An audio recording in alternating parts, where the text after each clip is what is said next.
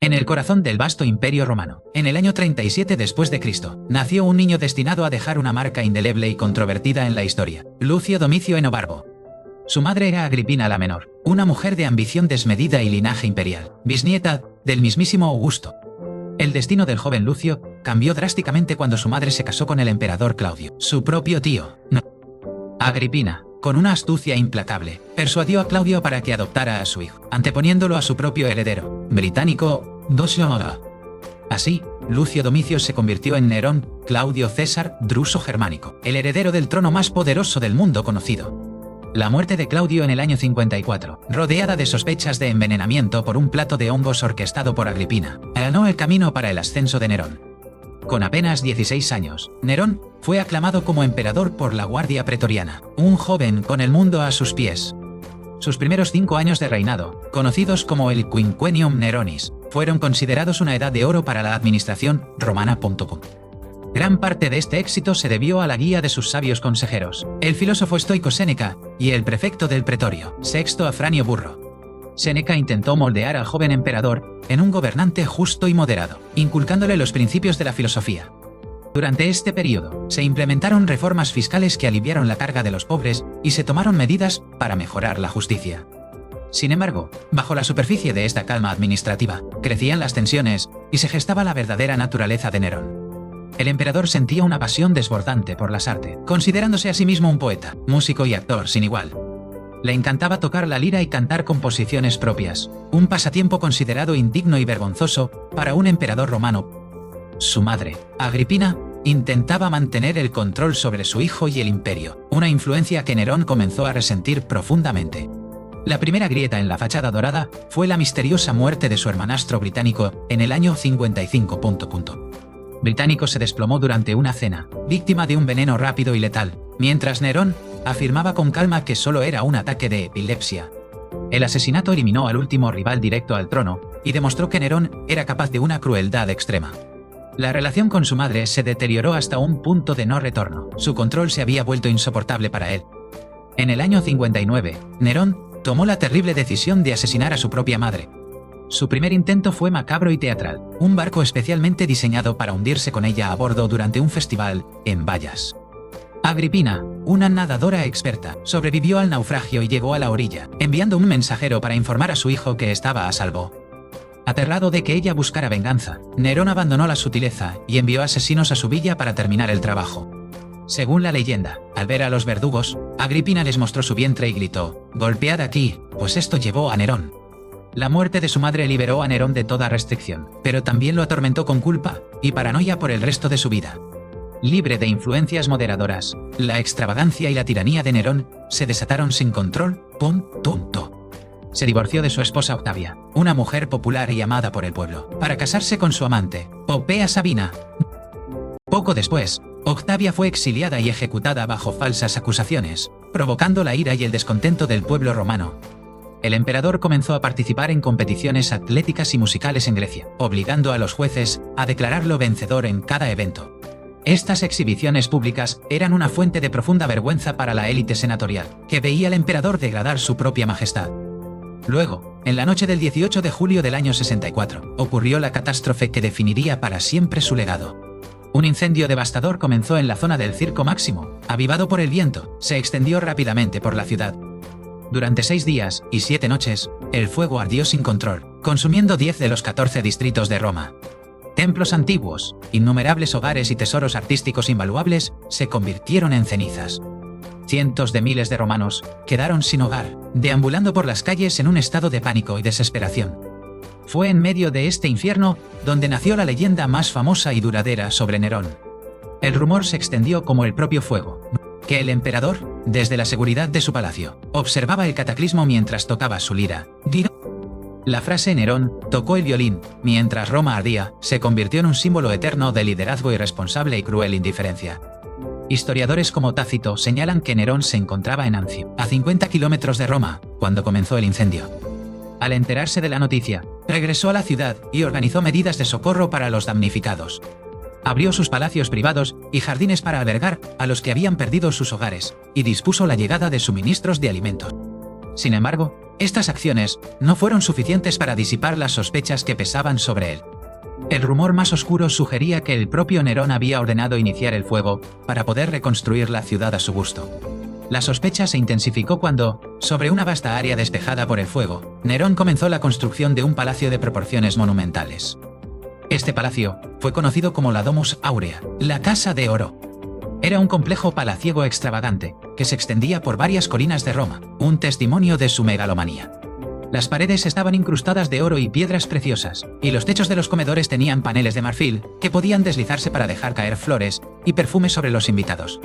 En el vestíbulo se erigía una colosal estatua de bronce de 35 metros de altura a su propia imagen, el Coloso de Nerón. La construcción de la Domus Aurea, financiada con los impuestos de las provincias, generó un odio inmenso entre el pueblo y la aristocracia.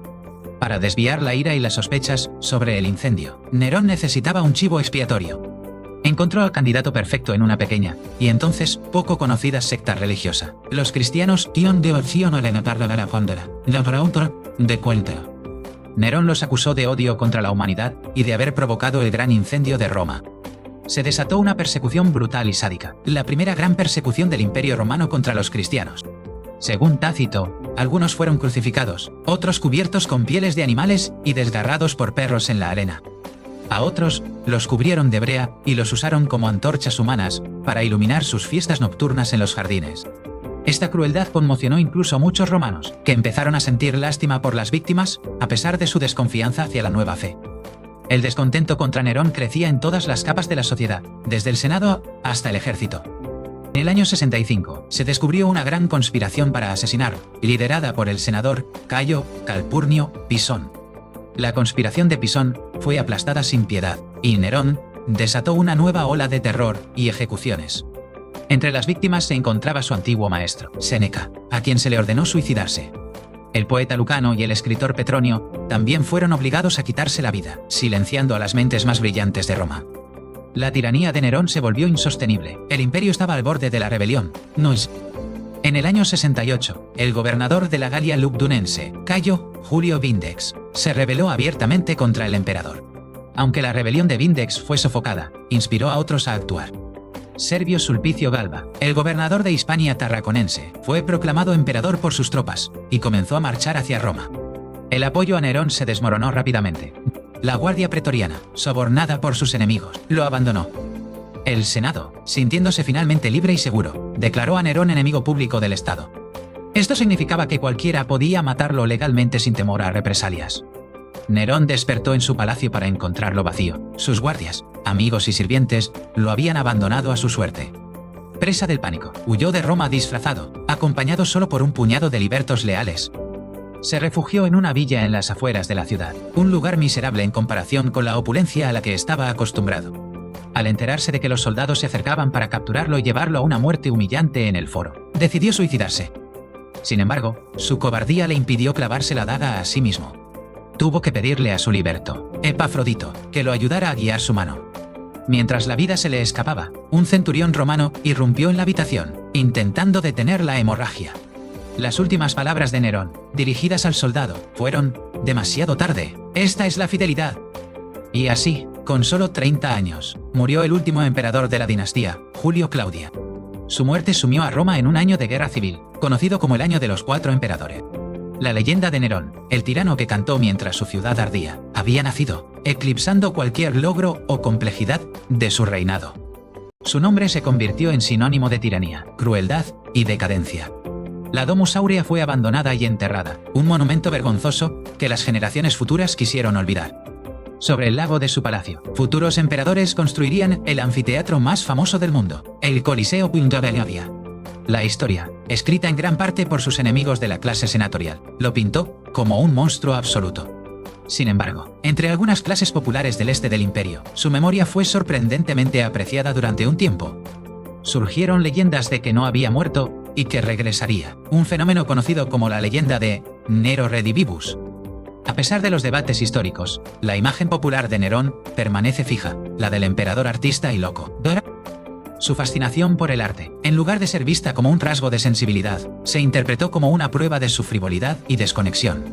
El matricidio, un crimen horrendo para los romanos, lo marcó como un ser antinatural y impío. Su persecución de los cristianos, aunque un episodio entre muchos para los romanos de la época, lo convirtió en el anticristo para la tradición cristiana posterior. La historia de Nerón es una advertencia sobre el poder absoluto y su capacidad para corromper absolutamente. Su reinado comenzó con promesas de una nueva era de justicia y prosperidad, guiado por la sabiduría de sus tutores. Pero la semilla de la arrogancia y la crueldad, quizás plantada por el ejemplo de su propia familia, estaba destinada a crecer. Cada acto de tiranía, desde el asesinato de británico hasta la ejecución de senadores, lo aisló más y más. Vivía en un mundo de aduladores y miedo, donde la verdad era castigada con la muerte y la lisonja era la única forma de sobrevivir. Su amor por la cultura griega, el filohelenismo, chocó frontalmente con los valores tradicionales romanos de la gravitas y la disciplina militar. El gran incendio, independientemente de su causa, fue el catalizador que aceleró su caída, destruyendo el pacto tácito entre el gobernante y el pueblo. Su legado es una compleja mezcla de artista y asesino, constructor y destructor, un hombre que se veía a sí mismo como un dios viviente, pero murió en la miseria. Quizás la frase más reveladora que pronunció antes de morir fue: «¿Qué artista muere conmigo?». Esto revela que, hasta el final, su identidad como artista era más importante para él que su papel como emperador. La historia de Nerón y el incendio de Roma sigue fascinando porque encapsula el drama del poder, la locura y el colapso de una civilización. Aunque el violín no se inventaría hasta más de 1500 años después, la imagen de él tocando un instrumento de cuerda es demasiado poderosa para ser borrada por la precisión histórica. Es un recordatorio de que la percepción y la propaganda, a menudo, moldean la historia más que los propios hechos. El joven que heredó un imperio terminó perdiéndolo todo por su propia arrogancia y paranoia. La ciudad que amaba y que quiso remodelar a su imagen se convirtió en el escenario de su mayor infamia. La guardia pretoriana, que lo había elevado al poder, fue la misma que selló su destino al abandonarlo. Las tensiones con el Senado fueron una constante, representando el conflicto entre la autocracia imperial y la tradición republicana.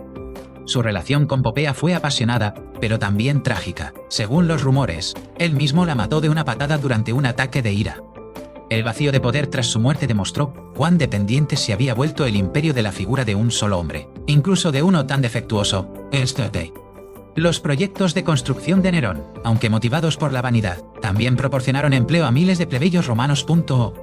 La reforma monetaria que llevó a cabo, devaluando ligeramente el denario, tuvo efectos económicos complejos y duraderos. Su participación en los juegos no solo era vanidad, era un intento de traer la cultura griega, que él admiraba, a una Roma más conservadora. Sin embargo, cada paso que daba para presentarse como un artista universal, lo alejaba más de la élite que necesitaba para gobernar. Las fuentes que describen su reinado, como Tácito, Suetonio y Dion Casio, eran miembros de la clase senatorial que él había aterrorizado. Por lo tanto, sus relatos, aunque detallados, deben leerse con un ojo crítico, reconociendo su parcialidad inherente. La figura de Nerón se ha convertido en un arquetipo cultural, reutilizado en óperas, novelas y películas. Su historia nos obliga a preguntar: ¿dónde termina el hombre y comienza el monstruo? La complejidad de su carácter reside en la yuxtaposición de su sensibilidad artística con su capacidad para una crueldad inimaginable. Nerón es, en última instancia, un fantasma de la historia, deformado por los rumores y moldeado por el odio de sus sucesores.